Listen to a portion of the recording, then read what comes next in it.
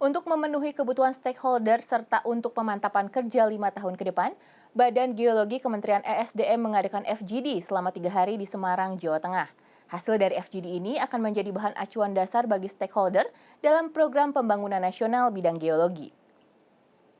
Melaksanakan penyelidikan, pemetaan, dan pelayanan. Badan Geologi Kementerian Energi dan Sumber Daya Mineral mengadakan Focus Group Discussion atau FGD di Semarang, Jawa Tengah pada Sabtu hingga Senin 29 hingga 31 Juli 2023. FGD ini bertajuk Sinkronisasi dan Kolaborasi Program Strategis Badan Geologi untuk tahun 2025 hingga 2029. Ada 4 tema besar yang dibahas yang merupakan 4 program utama Badan Geologi, yakni Georesource atau yang berhubungan dengan sumber daya alam seperti batu bara, panas bumi, mineral, dan migas. Kedua adalah Geohazard atau yang berhubungan dengan bencana seperti gunung api, gempa bumi, likuifaksi, dan tsunami. Ketiga adalah Geoenvironment atau yang berhubungan dengan lingkungan seperti air tanah, penurunan tanah, tata ruang, pemetaan geologi, dan konservasi geologi. Terakhir adalah Geoservices atau yang berhubungan dengan pelayanan data dan informasi seperti museum geologi, rebranding, sistem informasi, dan sertifikasi. Keempat program tersebut saat ini sudah mengarah kepada pengembangan energi bersih atau green energy. Nah, kalau berhubungan dengan green energy, kan kita sudah akan meninggalkan energi fosil menurut pemerintah. Di tahun 2040 itu akan semakin berkurang porsi energi fosil dan EBTKI-nya meningkat. Oleh karena itu, program Badan Geologi pun difokuskan ke sana.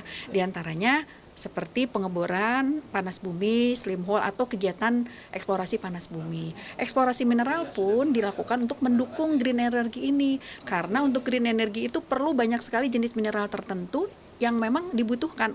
Nggak akan bisa green energy itu berjalan tanpa mineral tersebut.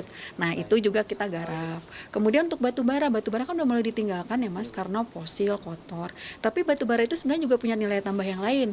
Di antaranya di batu bara itu contoh ya, bisa mengandung rare earth elemen yang juga dibutuhkan oleh green energy. Nah, di situ juga kita bermain, program-programnya itu melakukan peningkatan nilai tambah batu bara. Kenapa? Karena batu bara kita masih banyak banget. Kalau terus nggak dipakai, dibiarin, bagaimana? Begitu contoh di antaranya.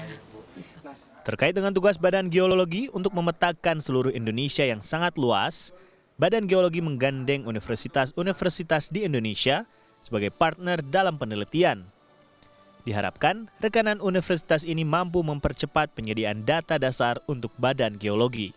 Untuk universitas, fokus kita yang sekarang sedang menjadi tujuan utama itu di dalam penyelesaian zona konservasi air tanah. Kenapa zona konservasi air tanah? Karena sekarang Badan Geologi mendapatkan mandat untuk melakukan pelayanan perizinan air tanah, pengelolaan air tanah di 74% oleh Indonesia, Mas. Huge banget.